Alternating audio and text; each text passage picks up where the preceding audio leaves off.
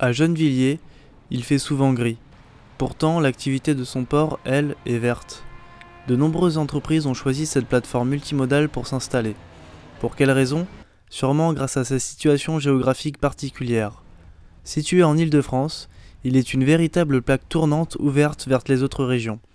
Avec 5 modes de transport différents, les entreprises qui s'y trouvent peuvent envoyer de la marchandise à n'importe quel endroit. Grâce à cette diversité, le port de Gennevilliers assure le trafic de près de 20 millions de tonnes et de matériaux chaque année. Alors, quelles sont les entreprises qui se sont installées dans cette ville des Hauts-de-Seine ? Réponse d'Olivier Couton, le responsable administratif et financier du port. En fait, les principaux acteurs du secteur sont présents à Gennevilliers. Vous avez Veolia Environnement, d'ailleurs avec plusieurs filiales. Suez Cita, qui est un très gros site de collecte et de traitement en Darse 5.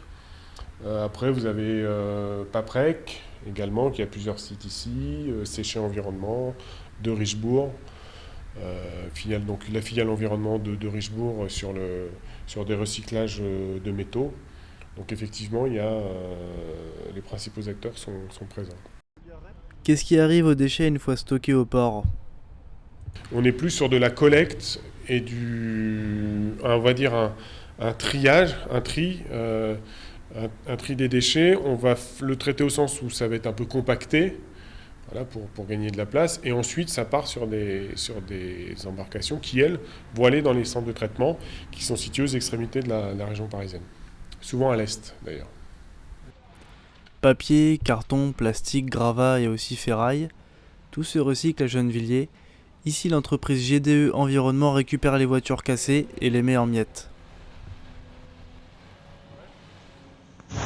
Les véhicules, des fois que tu vois, reprend votre véhicule gratuitement pour aller en destruction, dépollution, véhicules épave, reprise et tout ça, les petits camions en plateau là. Ouais. Bah, les véhicules, ils arrivent ici. Ils sont payés au poids de la ferraille, donc c'est dépollué dans un premier temps, et après c'est coupé et concassé tout ça. En premier, on vide les réservoirs, on enlève les huiles, on enlève tous les liquides, liquides de frein, tout ça. Et quand il reste que la grosse voiture, c'est mis dans le broyeur et hop, c'est éclaté après en différents endroits. En plus des diverses entreprises qui s'activent pour le recyclage, le port lui-même permet de sauver des kilos de CO2. Sur une barge comme celle-là, on peut stocker 150 à 200 containers, ce qui permet de transporter plus et d'économiser beaucoup de camions. Un convoi fluvial peut représenter jusqu'à 200 ou 300 camions. Donc si vous prenez à la fois au niveau de la circulation et à la fois également au niveau des émissions de CO2, sachant qu'un bateau, un très gros pousseur, ça va émettre peut-être comme 10-15 camions. Si on prend que